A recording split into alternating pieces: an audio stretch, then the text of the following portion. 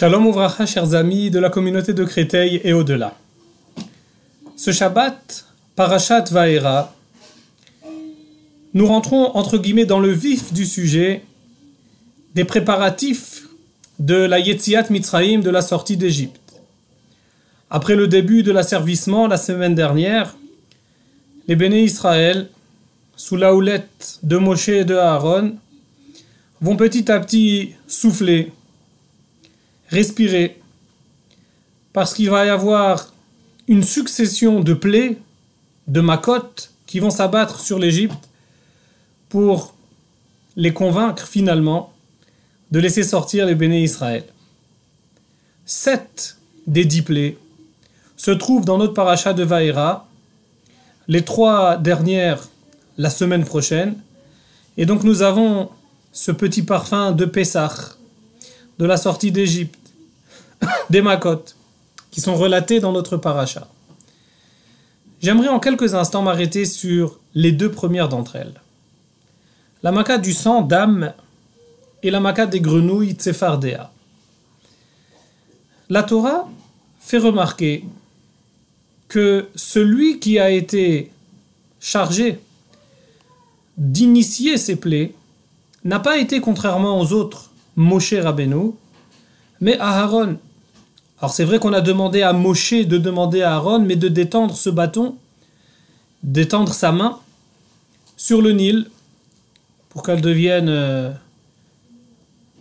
de sang, et sur le Nil également, pour qu'il pullule de grenouilles. Rashi fait remarquer, en apportant le Midrash, que ce n'est pas Moshe lui-même à qui on a demandé de frapper le Nil, pour 1, le transformer en sang, et 2, pour faire que les grenouilles y surgissent.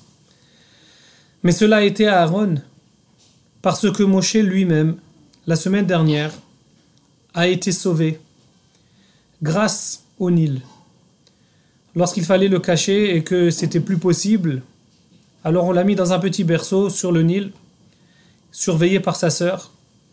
Mais finalement, c'est le Nil qui a été à l'origine du sauvetage de Moshe, et donc ce n'est pas juste, ce n'est pas faire preuve de gratitude, de reconnaissance, que de taper, de frapper, de s'en prendre au Nil, qui a joué un rôle si important dans le sauvetage de Moshe. Et bien évidemment, on peut se demander, est-ce que le Nil, inerte, aurait finalement été touché, vexé, froissé, si c'était Moshe Rabbeinu? La même question, vous savez, chers amis, nous l'avons tous les vendredis soirs. Tous les vendredis soirs, il y a une halakha que lorsque on récite le Kiddush, et le Shabbat matin d'ailleurs, de couvrir le pain, de couvrir les chalotes pendant que nous récitons le Kiddush. Pour quelle raison? Eh bien tout simplement pour que le pain, qui habituellement est prioritaire par rapport au vin, mais ici pour le Kiddush laisse la place au vin, eh bien pour que ce pain, pour que les chalotes n'aient pas honte par rapport au vin. C'est la raison pour laquelle on les recouvre, pour ne pas qu'ils le voient bochto, pour ne pas qu'ils le voient sa honte. Mes chers amis, pensez-vous réellement que le pain a honte? Avez-vous déjà fait l'expérience de regarder, de soulever la mappa où est caché le pain et voir s'il change d'aspect, s'il rougit, s'il blêmit, s'il pâlit lorsqu'on fait le kiddush et si on ne l'a pas recouvert? Assurément non. Assurément ni le pain, assurément ni le Nil n'aurait émis de sentiments de honte, n'aurait ressenti de la honte. Alors pourquoi est-ce que nos chachamim nous demandent de le couvrir? Et pourquoi est-ce qu'on a demandé à Aaron et non pas à Moshe? Et c'est là un aspect exceptionnel de la reconnaissance que nous avons ici. Bien sûr, lorsque nous sommes reconnaissants, il s'agit d'exprimer par rapport à la personne qui a été gentille, qui nous a rendu un service, de lui exprimer notre reconnaissance et de lui dire merci. Mais il y a quelque chose qui va au-delà de cela. La reconnaissance n'a pas seulement, lorsqu'elle est exprimée, une valeur par rapport à celui qui a été à l'origine du bienfait, mais elle a aussi une vocation par rapport à celui qui l'exprime d'être capable d'exprimer sa reconnaissance, d'être capable de ne pas manifester de l'ingratitude, même par rapport à un objet inerte, c'est tout simplement par rapport à la personne.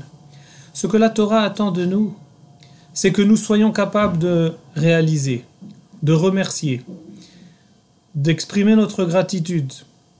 Et si quelqu'un est capable de jeter dans un puits une pierre alors qu'il y a bu, ce n'est pas pour le puits ne va rien ressentir, mais c'est comment est-ce que la personne elle-même, qui a reçu quelque chose, comment peut-elle être capable de ne pas être reconnaissante?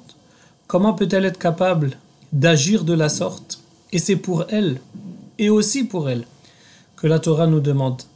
À ce point, nous apprenons dans notre paracha que la qualité de la gratitude, bien sûr, elle va d'abord s'exprimer par rapport à celui qui a été à l'origine, mais elle a aussi une mission, elle a aussi un but par rapport à celui qui a été le bénéficiaire et qui, pour s'affiner lui-même, pour être un mensch, c'est-à-dire un homme avec de bonnes midotes, avec de bonnes qualités, avec une morale, avec une éthique, qui soit capable d'apprécier et de ne pas se comporter même vis-à-vis d'éléments inertes, où seul lui est le témoin de ce qui va pouvoir se passer, mais c'est pour permettre de cultiver en lui cette idée, cette notion, cette qualité de reconnaissance, qui lorsqu'elle va s'exprimer par rapport à ce qui est inerte, finira par s'exprimer par un être humain, et finira également par s'exprimer par rapport à Kadosh Baruch Hu.